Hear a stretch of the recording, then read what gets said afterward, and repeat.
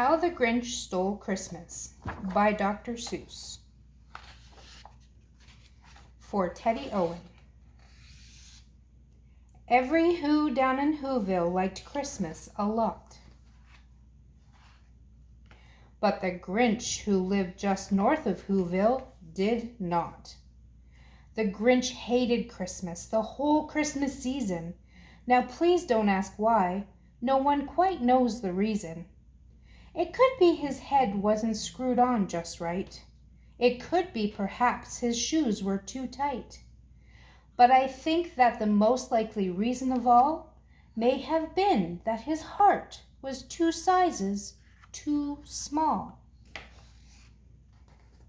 But whatever the reason, his heart or his shoes, he stood there on Christmas Eve hating the Whos, staring down from his cave with a sour, grinchy frown at the warm lighted windows below in their town. For he knew every Who down in Whoville beneath was busy now hanging a mistletoe wreath. And they're hanging their stockings, he snarled with a sneer. Tomorrow is Christmas, it's practically here. Then he growled with his Grinch fingers nervously drumming, I must find some way to stop Christmas from coming. For tomorrow, he knew, all the Who girls and boys would wake bright and early, they'd rush for their toys. And then, oh the noise, noise. That's the one thing he hated, the noise.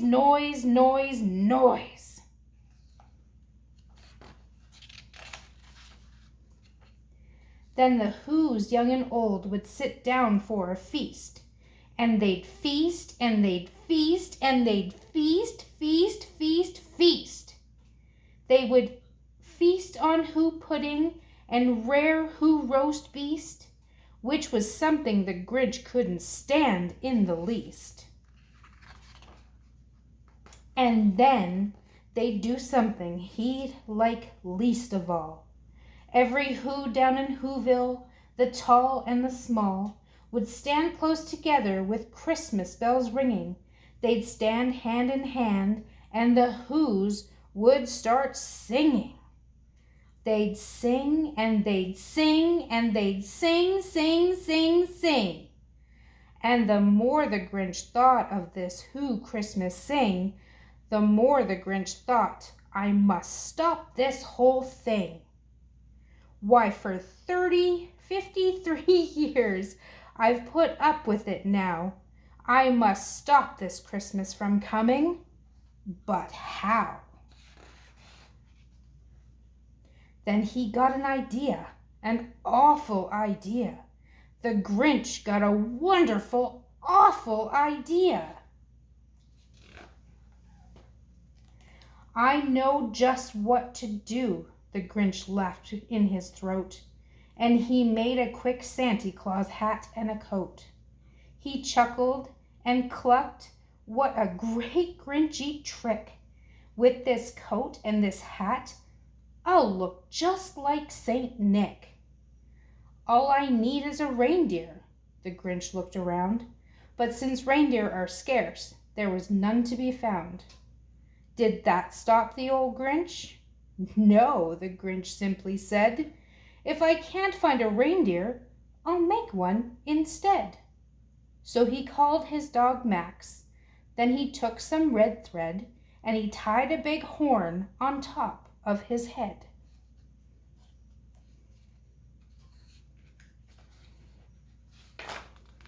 Then he loaded some bags and some empty sacks.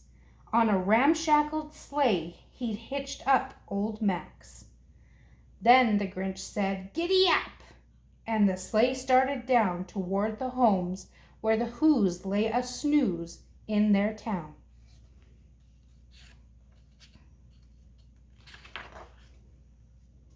All their windows were dark, quiet snow filled the air, and all the Whos were dreaming sweet dreams without care.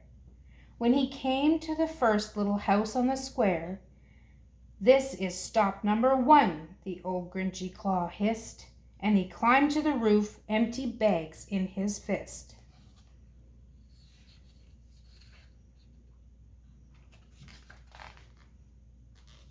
Then he slid down the chimney, a rather tight pinch, but if Santa could do it, then so could the Grinch. He got stuck only once for a moment or two. Then he stuck his head out of the fireplace flue, where the little Who stockings all hung in a row. "These stockings," he grinned, "are the first things to go." Then he slithered and slunk with a smile most unpleasant around the whole room, and he took every present: pop guns and bicycles, roller skates and drums, checkerboards, tricycles, popcorn and plums, and he stuffed them in bags. Then the Grinch very nimbly stuffed all the bags, one by one, up the chimbley.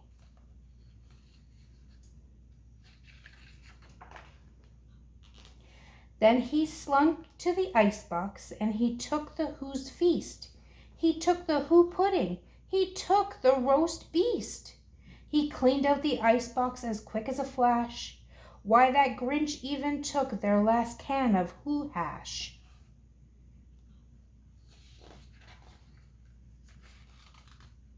Then he stuffed all the food up the chimney with glee. "And now," grinned the Grinch, "I will stuff up the tree."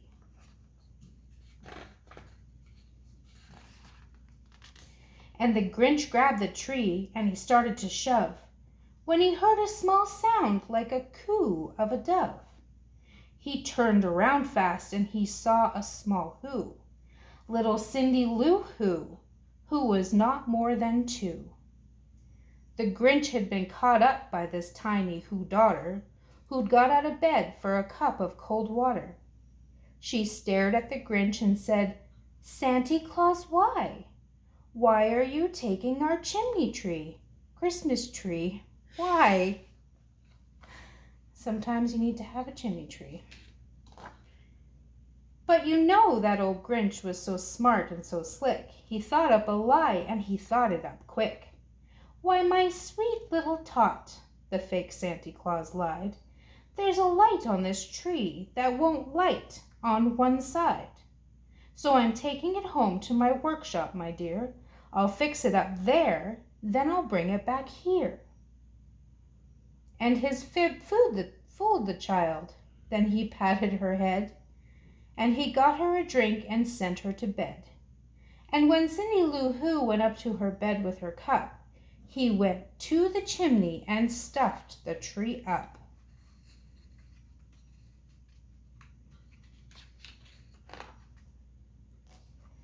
Then the last thing he took was the log for their fire. Then he went up, and the last thing he took was the log for their fire. Then he went up the chimney himself, the old liar. On their walls he left nothing but hooks and some wire. And one speck of food that he left in the house was a crumb that was even too small for a mouse.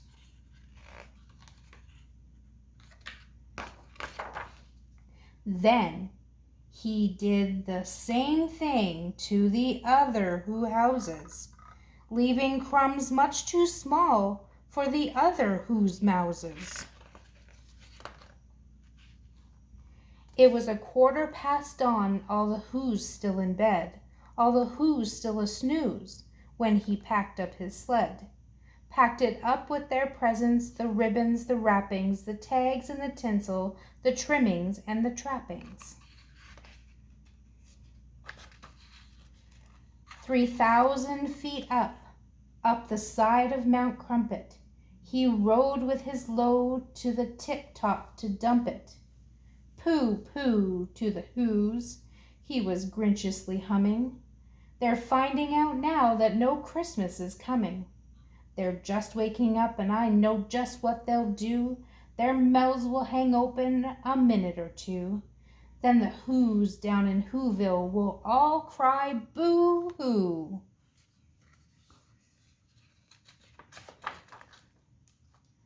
That's a noise, grinned the Grinch, that I simply must hear. So he paused, and the Grinch put his hand to his ear.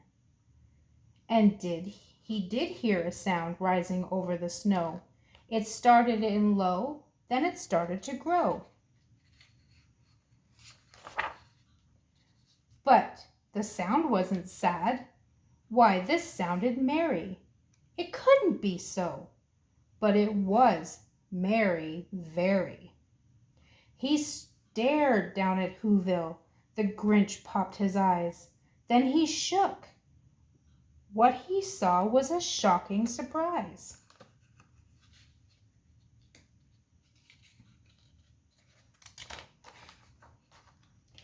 Every Who down in Whoville, the tall and the small, was singing without any presents at all. He hadn't stopped Christmas from coming. It came. Somehow or other, it came just the same. And the Grinch, with his Grinch feet ice cold in the snow, stood puzzling and puzzling. How could it be so? It came without ribbons. It came without tags. It came without packages, boxes, or bags. And he puzzled 3 hours till his puzzler was sore. Then the Grinch thought of something he hadn't before. Maybe Christmas, he thought, doesn't come from a store. Maybe Christmas perhaps means a little bit more. And what happened then? Well, in Whoville they say that the Grinch's small heart grew 3 sizes that day. And the minute his heart didn't feel quite so tight, he whizzed in with his load through the bright morning light, and he brought back the toys and the food for the feast.